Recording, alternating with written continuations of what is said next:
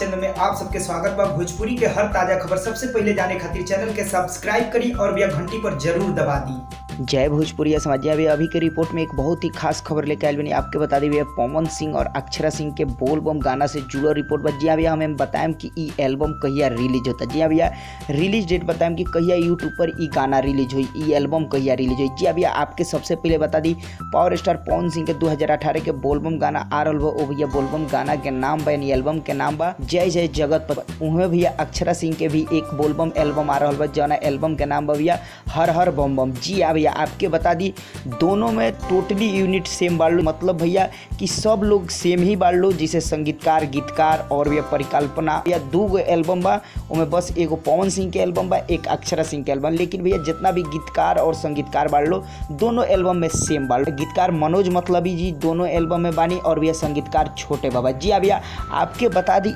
दोनों एल्बम के release debt आपके बता दी। जी हाँ भैया, आपके सबसे पहले बता दी भैया हर हर बम बम। जी हाँ भैया, अक्षरा सिंह के जौन एल्बम बा ई भैया परसों रिलीज हो रहा बा। जी भैया, आपको बता दी परसों यानी 9 जुलाई के। अभी भैया पवन सिंह के एल्बम जय जय जगतपति के कोनो ऑफिशियली रिपोर्ट नहीं है, लेकिन भी आपके बता दी आज ही पवन सिंह के ई बोलबम एल्बम के फर्स्ट लुक रिलीज भइल और अक्षरा सिंह के भी रिलीज भइल।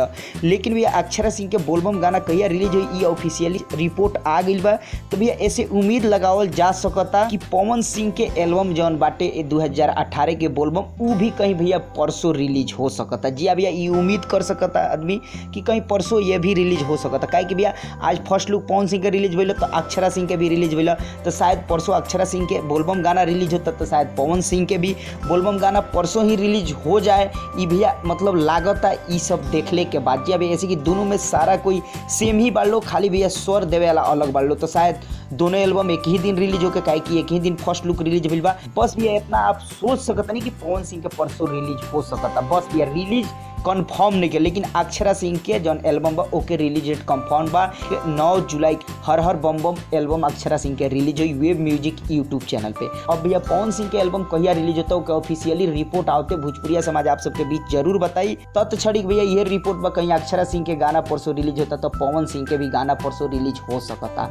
अब आगे भैया देखी का होता। अब भैया हम इतने कहें कि और सारा रिपोर्ट लेके बहुत जल्द हम आ रहा बनी। तब तक भैया भोजपुरिया समाज चैनल से जुड़ल रही। ओकरा खातिर भैया वीडियो के लाइक करी, शेयर करी, कमेंट करी और भैया भोजपुरिया समाज चैनल के सब्सक्राइब जरूर कर दी।